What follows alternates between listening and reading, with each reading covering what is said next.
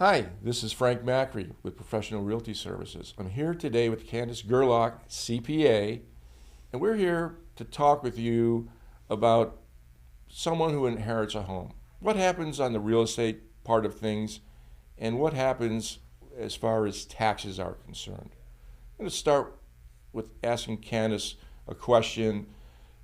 When someone comes to your office with an inherited home, what's their main concern, or what's the thing that you need to let them know about that you find is kind of lacking on their part? I usually find that people are, you know, very inexperienced with this type of transaction. It doesn't happen to many people all the time. And they're mostly concerned about, selling the property and how much that may potentially cost them in taxes.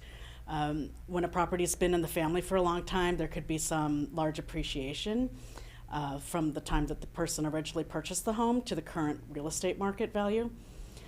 So we have a lot of talks about the capital gains and what can be done to keep those as low as possible. Okay, now I know enough, and I'm not the expert, you are, but there's this term, step up in basis. Mm-hmm. Are most of your clients that come before you, are they aware what that means? And what does that mean? Yeah.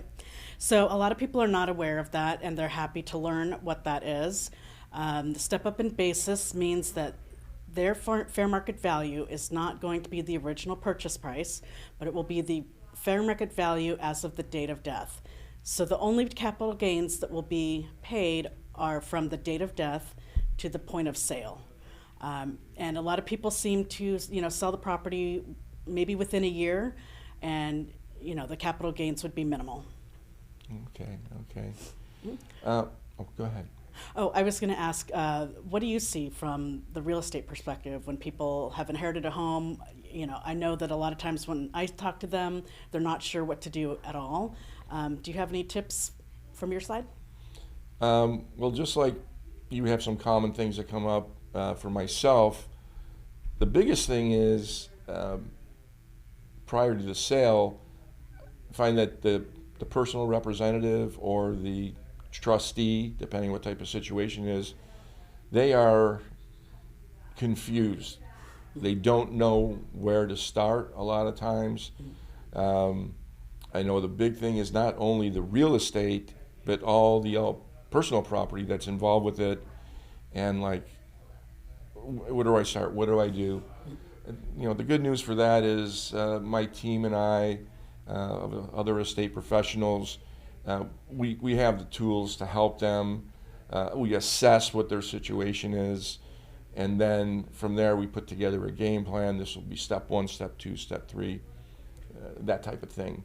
And that you can just see a sense of relief that, okay, we know which direction we're going, and someone to guide them through that process.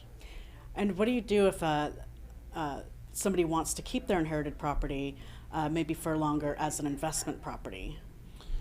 Well, there are a lot of options to them.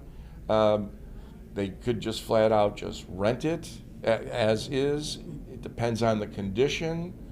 And one of the things that most people would be surprised to know is that there are programs out there where they can get that inherited home, have it refurbished to bring it up to a contemporary standard, raise the value, and then sell it, but it doesn't cost any money to these folks up front, out of pocket.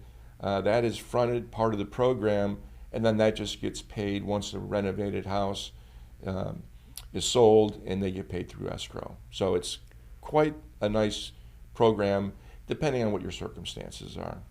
Right, and I think the good thing about that is the home would already have the step up in basis, and improvements made after the date of death are also included in the cost basis, so it does further the amount of cost basis to reduce the capital gains at the time of sale. So it is a good opportunity to be able to increase the value of the home, take top dollar versus having to sell it at a lower point, and not have to pay capital gains on it.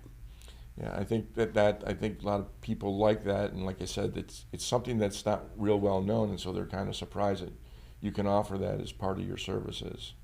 Okay, as we're getting ready to conclude here, and I hope you got something out of this, Candice, let me ask you: is there anything else we may have missed in our little talk here that would be important for folks to know?